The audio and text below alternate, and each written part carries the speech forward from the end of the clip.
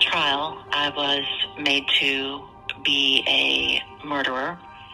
I don't see myself as that. I see myself as a protector. In Rockingham County, the sheriff's office has a woman in custody on first-degree murder charges. Investigators recovered the body of Dustin Ray Stanley inside the house. 1,500 block of Grassland Lane in Lacey Springs. Everybody seen her for what she was. You know, Donna had a choice that day. Very pleased with the jury verdict.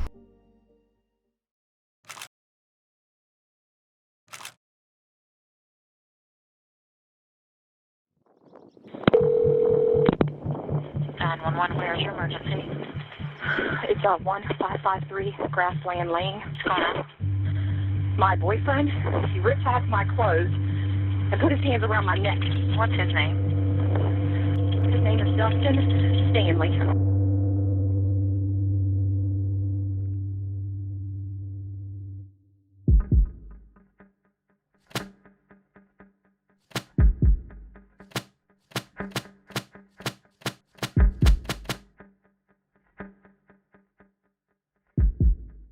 He was just hateful and evil, and he was evil to me. He just hauled off and hit me one day. I mean, just for no reason. He was terrifying to me. Dustin and I met in February of 2008. So February, March, we're fine.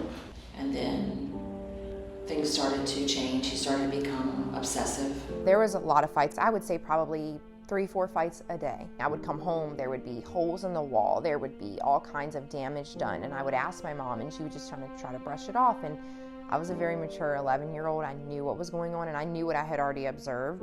So I was like, I can only imagine what's going on when I'm not here. He beat the crap out of me. Beat me bloody, banging my head against a solid wood headboard. I know he was beating the hell out of her. He was threatening her and threatening her kids. You know, she was scared of him. There was a time where she came up, there was a little road to his cabin, and she had drove up, and I saw him just make her fall to the ground.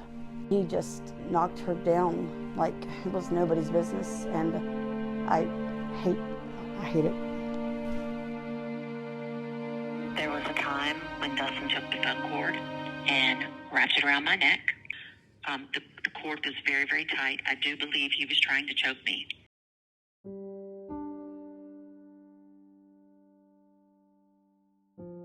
On June 21st, I filed a no trespass order on Dustin Stanley.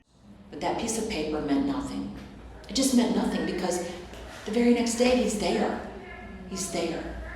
The days prior to the shooting is when the phone calls from him were getting worse.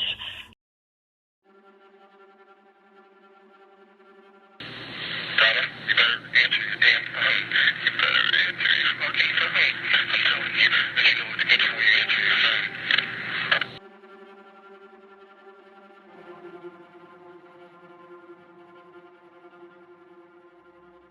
And has his knife out and said, I'm gonna kill your fucking son, and then I'm gonna kill you.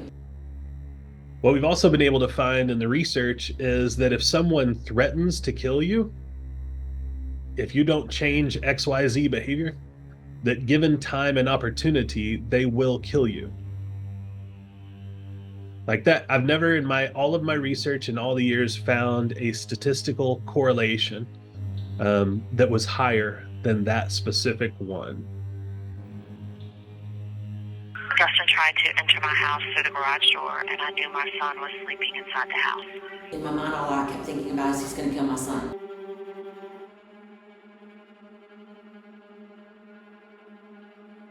I remember, I guess after it had occurred, my dad takes me into the house, into the living room with my stepmom. And my dad proceeds to tell me, your mom killed Dustin. And I remember being 11 years old and literally saying, oh, thank God. Like, I was happy. I had no idea what was actually gonna happen in my life. Like, I remember just feeling like a burden had been lifted off me, like I never have to be around him again. I think the biggest problem tends to be in these cases that people, juries, prosecutors, judges blame women for staying. And so the question that people come into the courtroom with isn't this poor woman, why did this person do these awful things to her that put her in a situation where she had to defend herself? Instead, they're saying, what's wrong with this woman? Why did she stay so long, let it get so bad that like this happened? Marcia Garst, Commonwealth's attorney, she was out for blood. Like she had it out for Donna. I'm like, I don't know why.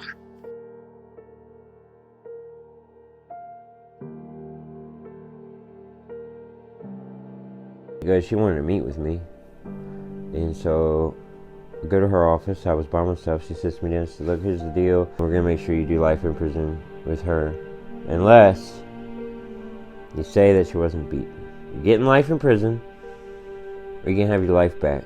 But you got to say that she wasn't beaten.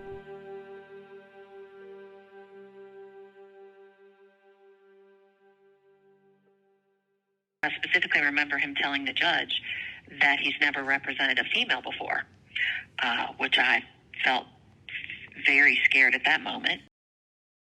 I don't think that Donna got a fair trial. And I don't think that she had plans on murdering him. Our legal system doesn't want to hear that, but it says, well, she, in an effort to protect herself, started a premeditated process. No, I think what she was premeditating was likely, I can't let him kill us. It wasn't, I want to kill him. It was, I can't let him kill us. And that's self-defense.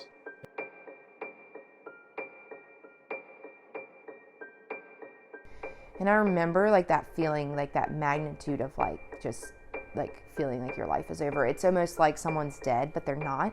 It's almost harder because they're here, but they're not. You can see them, but you can't. You can talk to them, but with stipulation. That's the hardest part about all of this is not being with your children. Because no matter how old they get, no matter how old I get, they're still your children. And to know that you're incarcerated for protecting yourself and one of your children is one of the hardest things to deal with.